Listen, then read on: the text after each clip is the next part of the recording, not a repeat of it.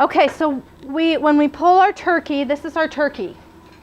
Okay, when we pull our turkey out of the oven, we let it rest, right? Right. For at least, because it's big, for at least 15 to 20 minutes. Why do we let it rest? So the juices go inside. The juices redistribute, exactly right. And it keeps all of the juice inside the turkey as opposed to the juices leaching out onto your cutting board. Okay? Tonight for class, we rested for maybe 30 seconds, so we might have a little bit of seepage, we'll see, but generally that's what you would do. So then we have our turkey on our cutting board, and what we want to do is we want to carve it, right? We want to have the breast come off without any bones, and we want to be able to slice it, and then we want the legs and thighs to come off, and maybe even we want to take the wings off, because some people might like the wings. Okay, so where do we start? I'm going to demonstrate first, and then you can follow me. The turkey is facing us. Our legs are right here.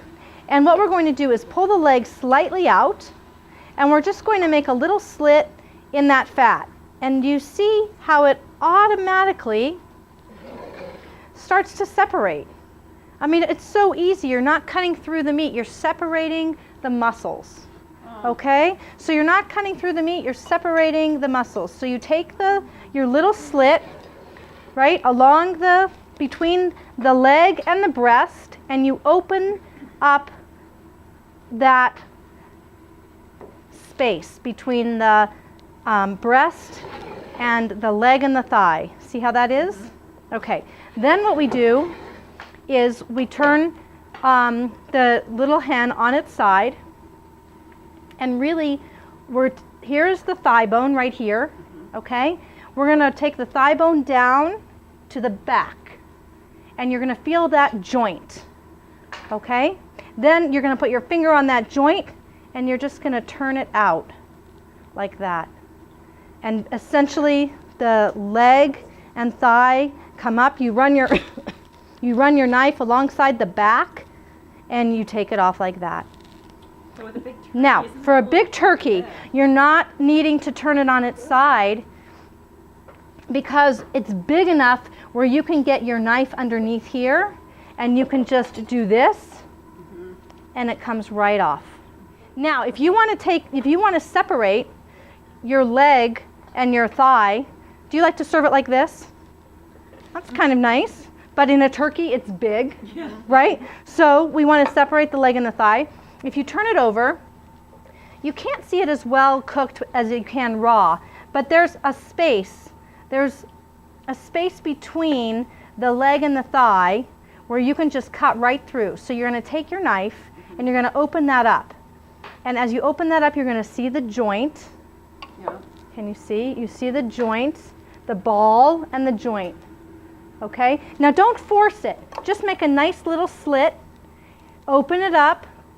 See that space. Once you see that space, then you can cut right through it. All right, now what do we have left? We have the wings and the breast, right? Let's do the wings next. So we're going to turn the turkey towards us. I'm going to do it towards you so you can see me though, okay? You see how the breast comes all the way down here? You know how that, you can see it, right? Coming all the way down here. To get the wing off, we don't want to chop into the breast meat. We want to maintain the breast meat, right? Can you see, sweetie, around this? Okay. We want to maintain the breast meat. So we're going all the way to where the breast curves, all the way to the end, and we're making a little slit. Okay? Then what we're going to do, you can't quite see us turned around for me.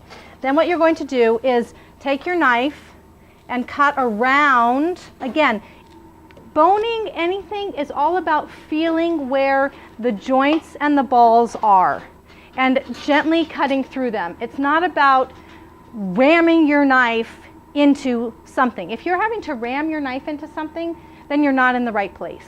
Stop, feel, move it, feel it with your finger, feel where the ball and the joint is, and then cut around it. So that's exactly what we're going to do with the wings. You see where the joint is, you see where the ball is, and then you just cut it off simply. But your first slit is all the way down at the base of that breast. Don't start any higher than that. Okay? All right, now all we have is the breast left. So what do? Here's the sternum. running right down the center. Okay?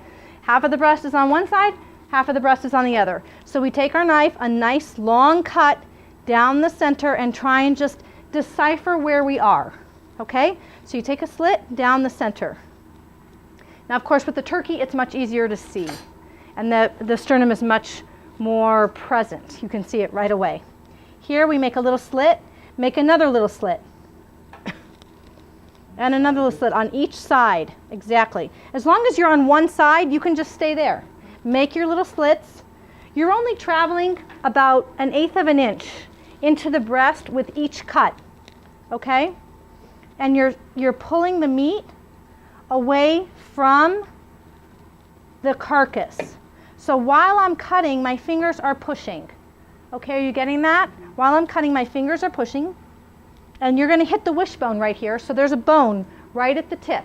Okay? There's a wishbone. You're going to want your knife to go right along top of that wishbone. Okay, don't try and cut through it. So we take off the breast. You got it, Joe?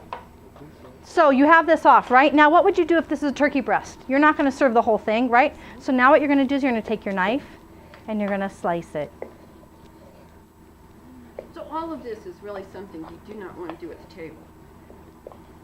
You know, that sort of traditional picture, Norman Rockwell, where you bring to the table is fine. But you will not get all of the meat off because you're going to be cutting at an angle. Okay. And you could probably get enough for 4 or 6 people at the table. And then take it to the kitchen and do it right. Exactly. Okay. Yeah. I mean, it is a beautiful thing to bring your turkey to the table and have everybody look at it, especially if it's beautiful.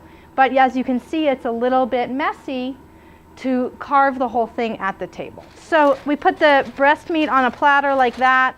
I mean, isn't that beautiful? Yes. You know, it's just nicely sliced. And then the other side, we do the exact same thing. So now we take our knife and we run on the other side of the carcass. Again, we're only cutting about 1/8 of an inch at each time that you're slicing. You're not really cutting, you know, you're not really using this whole motion to cut, cut, cut, cut. You're just gently going so that you can take most of the meat with you. If you go too fast, you leave too much meat on the carcass. Now you're using your index finger on top of the knife to do that? Yes. That's okay? And this is okay. This is the exception, to the rule of using your finger, because you need this to kind of guide, because you're only cutting just a little bit, right, and you need it to guide you. So that's an exception to the rule of keeping it like this and choking up on it. Exactly. Okay. So we take this other breast off. See, now we have hardly any meat on our carcass. If we do have any, this is our blessing of being the cook, that you get to eat the stuff off the carcass, right? So we slice it, and then bring this beautiful thing to the table. It's gorgeous. And then what do we do with the carcasses? Stock. Exactly right. So what could you do with this? This will obviously take out our aromatics, our orange and our cinnamon and everything. You could take all of these, put them on the tray here, and roast them in the oven so that they get nice and dark and flavorful, and then use those for stock. So you've got another layer of flavor that you've built in there. And you could also put on here some onions that you've quartered, some big chunks of carrot, some big chunks of celery, roast all of that together, and then take all of that, put it into your stock pot, cover it with water by 2 inches, as you know how to make stock from the DVD, cover with water by 2 inches, and then let it go for 4 hours. And then you get a really beautiful brown chicken or turkey stock, you know, which has a little bit more flavor. Because you're exactly right, sweetie. How many of us have that experience when we're at Thanksgiving, we're freaking out, we cut into it, it's rested, we cut into it, it's raw. So we feel like it's raw. For the liquid? Just some wine to deglaze it. Yeah. And then where's that broth? Here we go. So how many of us have had that, right? Yeah. And then you're like, you freak out. So what do? You take your thigh, instead of starting the oven again and putting, you know, the whole thing back in the oven, you take the thighs and the legs and you put them in a skillet, meat side down, because that's the part that's less cooked, and you just sear it in a pan, pan, and then you take the breast off, and usually the breast is cooked and the thighs aren't. That's usually what happens, right? So how do you remedy it? You just take the thighs and legs off in one piece, put it into a big pan and sear it. And that's it. So, you know, you're right. It's like cooking is 50% prepare, 50% repair. I mean, you can only do so much, right? And you're trying, and it's the holidays, and you've got a billion things in your oven, and the turkey comes out, and it's rested, and maybe it's a little raw in the leg and thigh. What do? That's what you do. Put it into a skillet, sear it, and then you're good. And then you have nice brown bits on the bottom of your pan, and then you deglaze with white wine, and then you add some chicken. Exactly right. You add some stock, and you can add this to your gravy. And this is going to be delicious.